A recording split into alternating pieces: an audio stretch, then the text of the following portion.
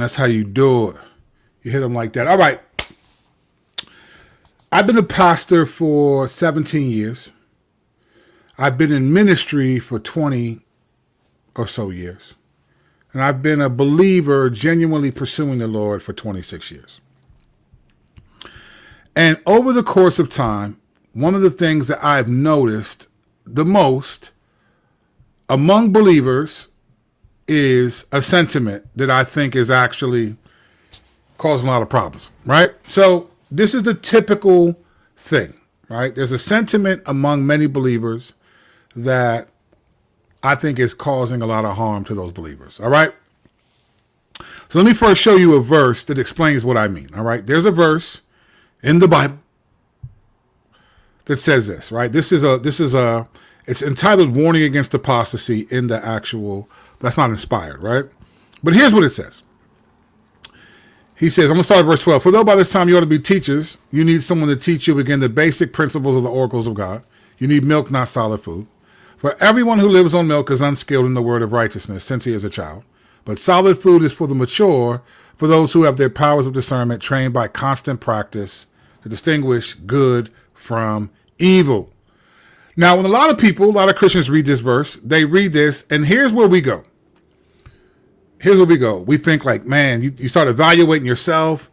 Man, you need someone to teach you the basic principles. And you think what this passage is talking about is that, hey, you should be further along than you are, and you're not, right? That's what you think. You should be further along than you are, and you're not.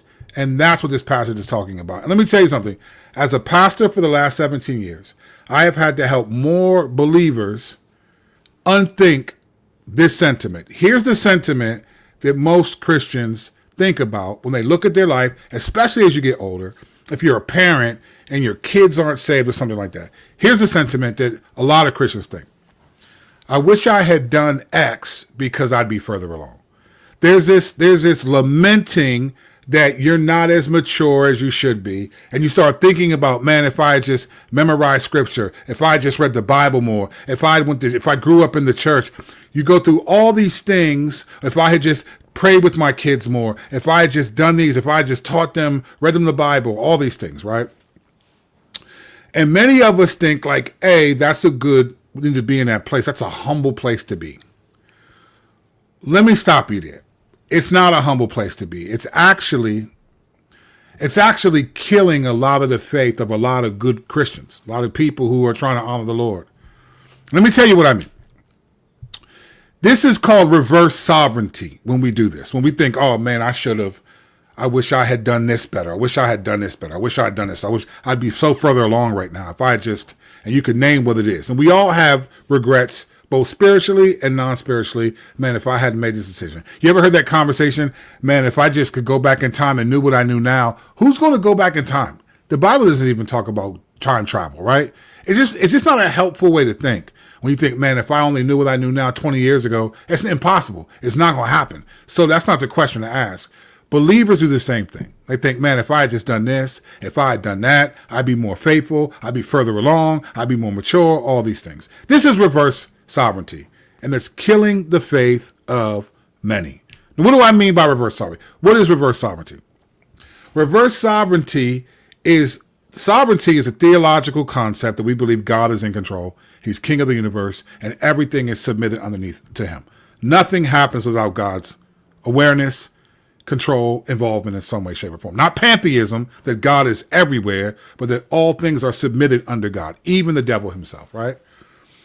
Well, it's reverse sovereignty because here's what it's saying. It's saying that, hey, listen, if I had just memorized, if I had just prayed for my children more, if I had just done these things, then they would be believers. I know many Christians who have kids who they homeschooled, kept largely from the world in many ways for their estimation, and those kids are not believers as adults, and they feel terrible about it. Or I know many Christians, pastors, man, I should be further along, all these things.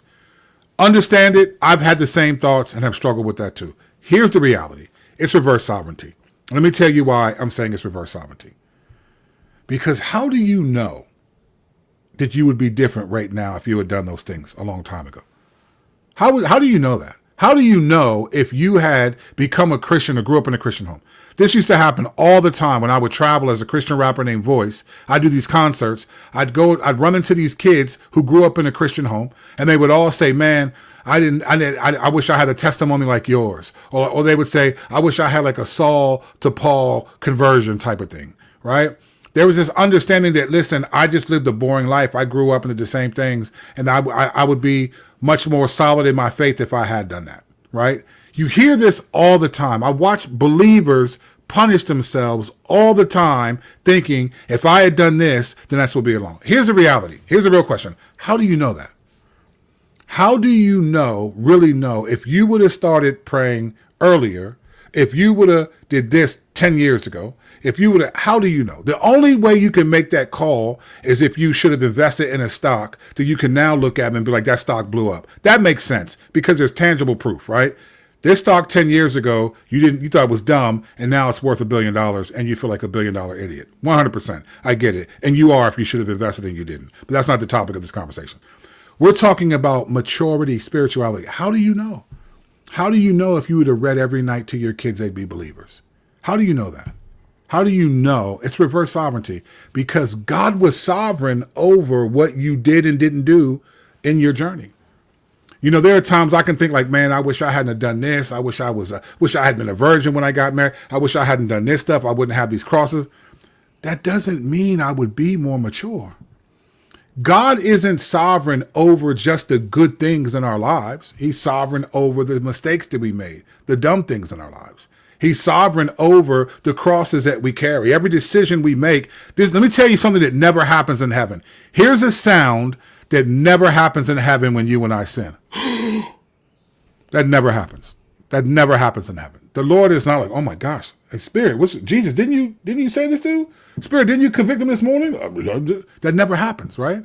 Because God, being sovereign, knows all these things. Here's the reality. We don't know if things would be different. So being discouraged about what we should have done, thinking that we would be in a different place than we are now, you have no idea.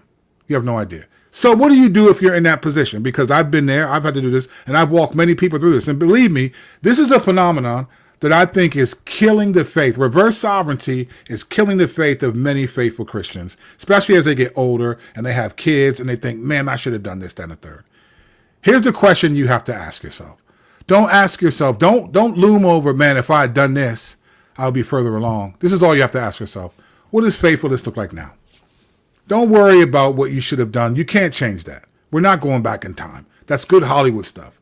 What does faithfulness look like now? You ask this question and you act on that. That's what matters now. You can't go back in time and thinking, man, if I had done this, I would have been further along. You have no clue. But what you can do, what I'm trying to do, is say, what does faithfulness look like now? That's the real issue. Go there, stay there. Don't regret what you should have done. Look about, okay, what does faithfulness look like right now? That's what matters to you. That's what should matter to your family. That's what matters to God. You can't change the past, but you can alter your present. You know what I'm saying? What do I know, though? What do I know? I'm just a dude trying to make a